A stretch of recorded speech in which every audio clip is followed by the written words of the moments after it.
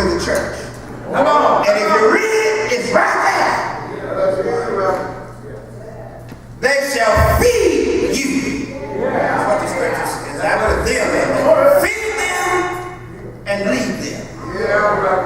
And if you feed them with the word, everybody has to eat. Everybody needs nourishing food. You say, Gregory won't do it. Gregory, I don't know what it does to you, but Gregory goes right through me. I gotta have some greens and cornbread.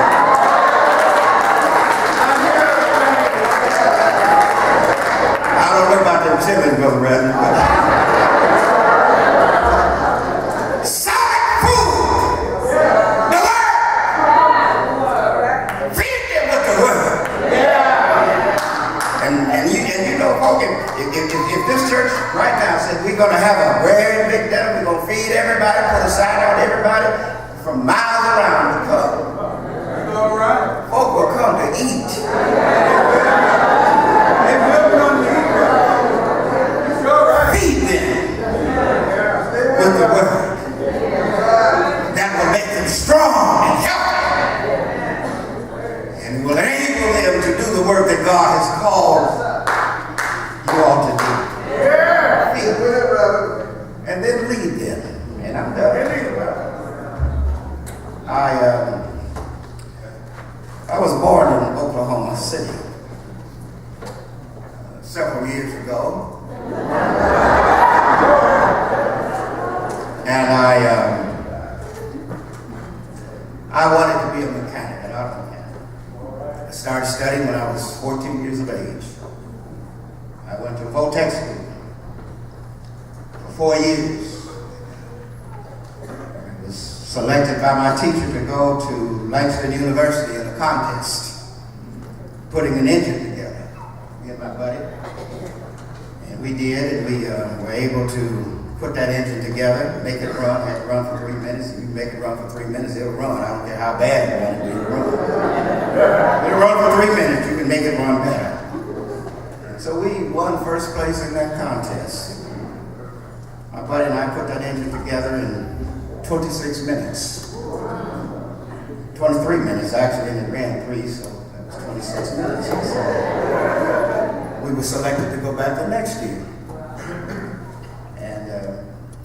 You know, there were young men from all over the state. We were only 16, 17 years of age. And we put that engine together that year in 13 minutes. Because we learned how to work together. All right.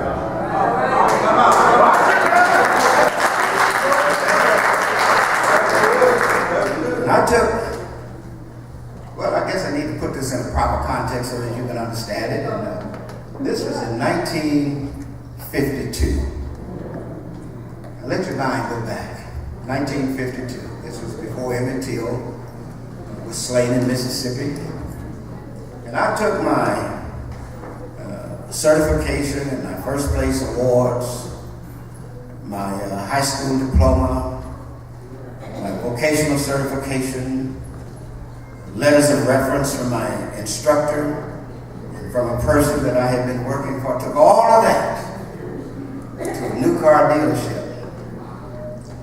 And they said, when I got there, and I just wanted what they called then a helper's job. Where's the term?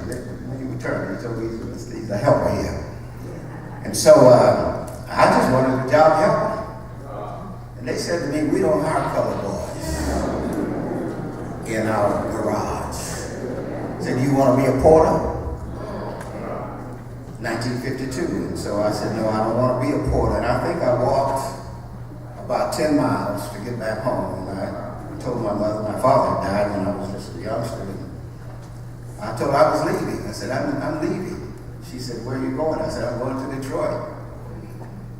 She said, well, what in the world are you going to Detroit for? We don't have any people in Detroit. She said, we don't know anybody in Detroit. I said, I want to be a mechanic, and Detroit is the motor capital. If I go to Detroit, I think I can get a job as a mechanic. So Mama got a big box.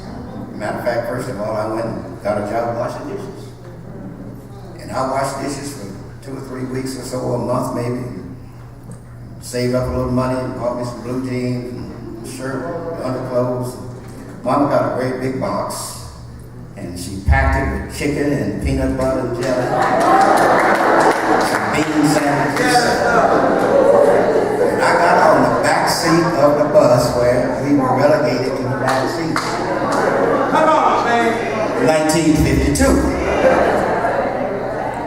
And I rode that bad boy over that hot engine over 1,000 miles on the back seat.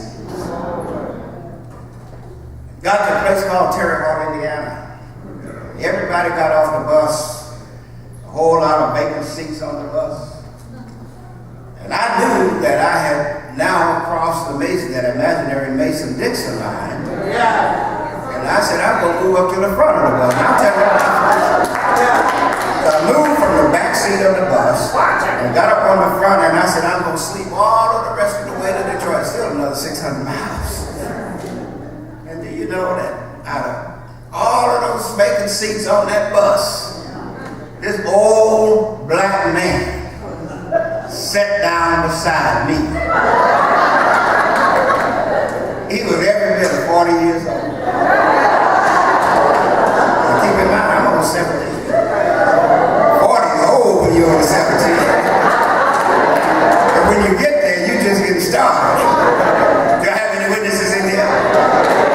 And so, he sat down beside me and he started to talk, and I've never been much of a talker. I don't talk a whole lot, only when I'm preaching, that's what I do. You don't get a whole lot of conversation. I like to watch and listen. That's why I got 2 ears. I listen. And he wanted to talk. He said, young man, I said, where are you going? I said, Detroit. He said, you on your way home? I said, no, sir. But that was the days when young folks said, yes, sir, no, sir. And he said, you on your way to see some relatives? I said, no, sir. And we ride on another 10, 15 miles, and he said, well, why are you going to Detroit? I said, I'm going to look for a job. And I kept getting a little bit irritated. He was talking, and I'm going to sleep. He said, young man, where are you going to live when you get there? I said, I don't know how to find somewhere. Well, my plan was to find a YMCA. In those days, you could go to a city in the YMCA and you could get a room and some boarding and what have you. That's what my plan was. But he said, I have a friend in Detroit. But I'm going to call him up when we get there. And I started thinking, and here I am, 17, a little better than 17 years of age. I'm going to be over 1,000 miles from home, don't know anybody. And after I bought my bus ticket, I only had $30 left. Going to a city where I don't know anybody. Nobody. Not a soul. Got on that bus, and that man started talking to me. He said, I got a friend in Detroit. When we get there, he said, I'm going to call him up. So sure enough, he called him up.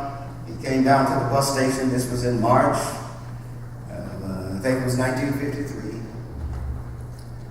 Picked us up from the bus station, took us to his home, and listen, I had never been more 15 miles from where I was born in Oklahoma. I was born way out in the country. Smoky, cold, dreary. And his wife made in March a Thanksgiving dinner. And we sat down and we ate. He had 2 sons about my age. He said, share your room with this young man tonight, and they did. Got up the next morning. And the 3 of us, the man of the house, myself, and the man that was on the bus, he took him back to the bus station. He got on the bus and caught the bus. And he lived in Saginaw, Michigan, which was about 90 miles from Detroit. You can figure whatever city is 90 miles from here, that's what it was. And he took me all over the city of Detroit.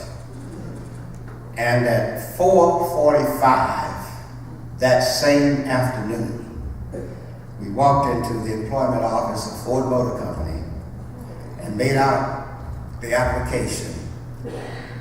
And the personnel officer said, young man, can you come back to work tonight?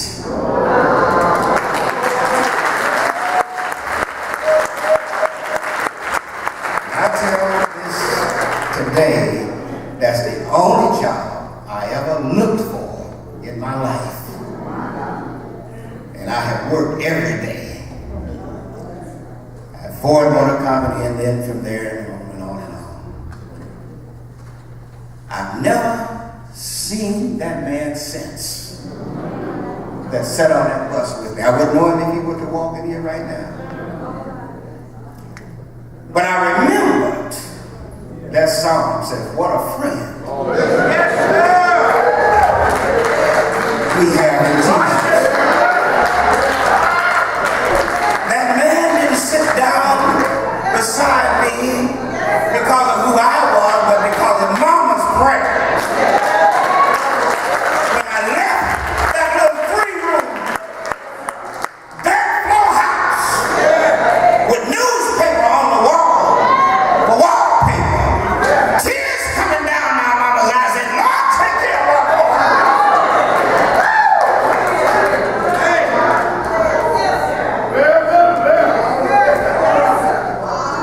What a friend. See, Mama knew the Lord, and she talked to God for me.